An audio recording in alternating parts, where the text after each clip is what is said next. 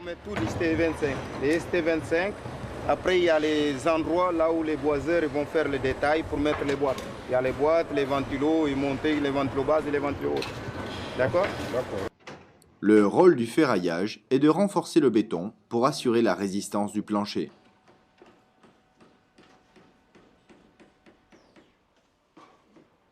Voici un plancher non armé. Sous la charge, le plancher fléchit et se casse au point de traction maximale. Le béton résiste à la compression, ici en bleu. Mais pas à la traction, ici en rouge.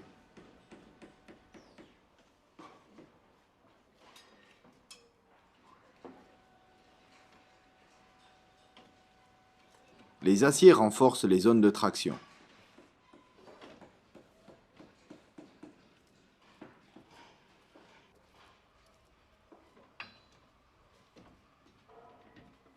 Voici un balcon non armé. Le balcon se fissure, puis casse.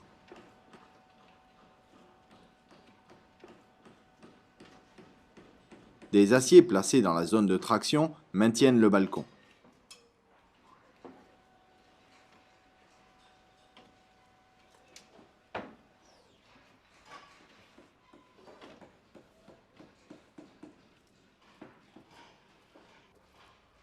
Voici la plus petite portée entre les murs.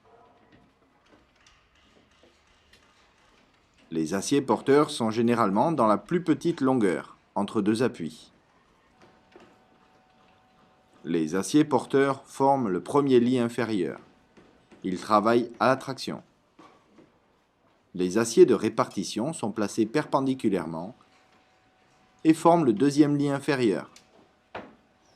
Ces deux lits forment une nappe.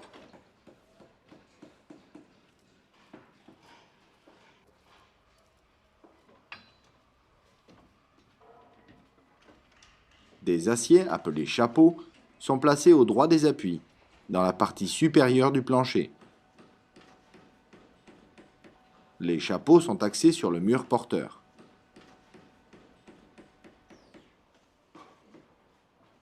L'enrobage des aciers est de 2 cm minimum pour des ouvrages intérieurs et peut aller jusqu'à 5 cm pour des ouvrages extérieurs en bord de mer. Les aciers sont approvisionnés à la grue. L'utilisation de sangles assure une manutention des treillis soudés en toute sécurité.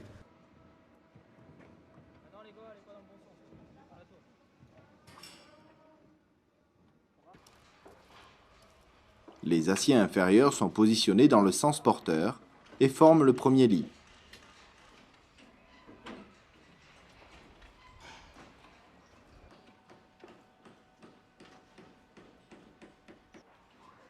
Le recouvrement nécessaire entre deux panneaux est défini par le plan.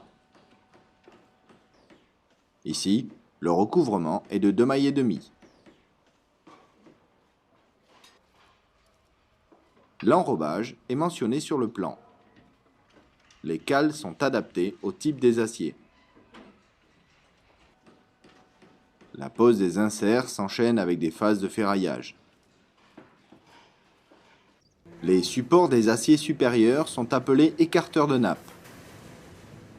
Le nombre et la disposition des écarteurs de nappe est fonction de la rigidité des chapeaux.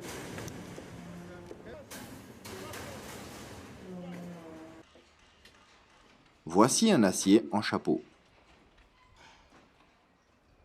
Il faut assurer la position des chapeaux dans la zone de traction.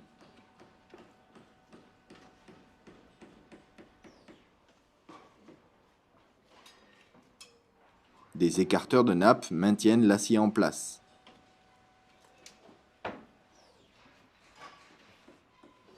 Ici, il manque un écarteur de nappe.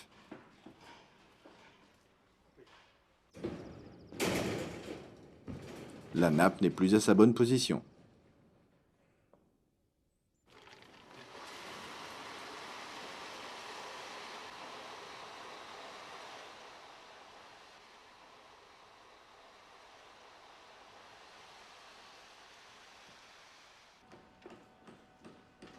À l'endroit où il manque un écarteur, le poids du béton fait descendre la nappe.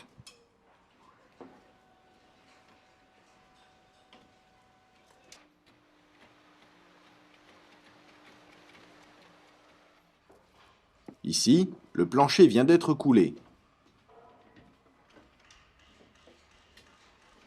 Le chapeau repose uniquement sur le ferraillage du mur.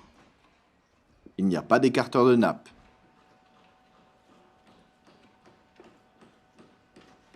Le passage d'un ouvrier entraîne la déformation du chapeau.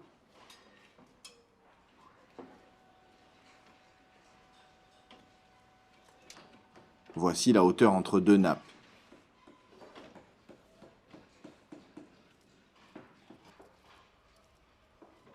Voici un plancher vu en coupe.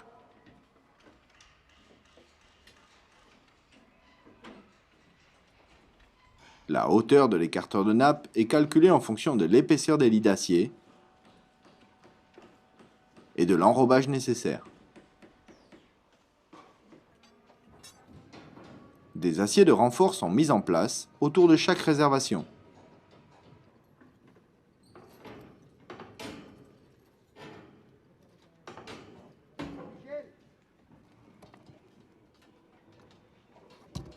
Il faut assurer la continuité des chaînages.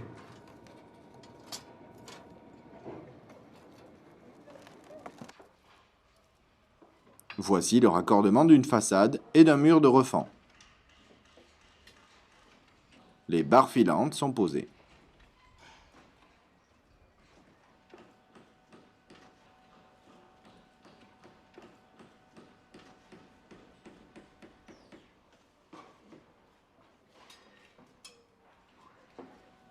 La continuité du chaînage est assurée par deux équerres.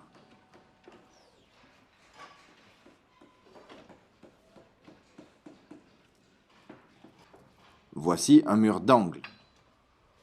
Les barres filantes sont positionnées.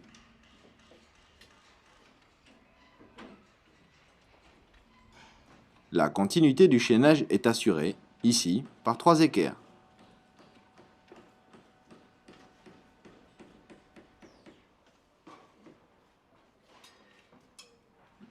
Voici une autre façon d'assurer la continuité de chaînage dans un angle. Chaque barre de chaînage est crossée.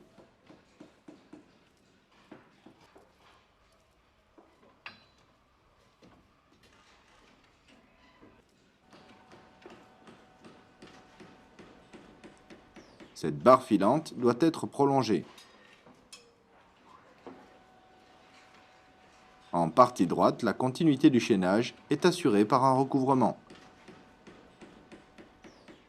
En général, le recouvrement est de 40 ou 50 fois le diamètre en fonction du type d'acier utilisé. La longueur du recouvrement est mentionnée sur le plan de ferraillage.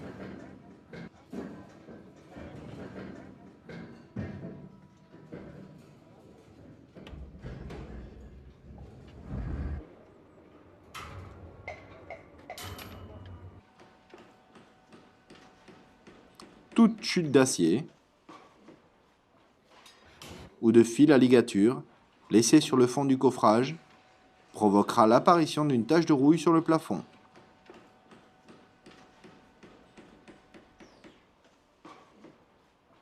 Ce point de rouille apparaîtra sur la peinture de finition.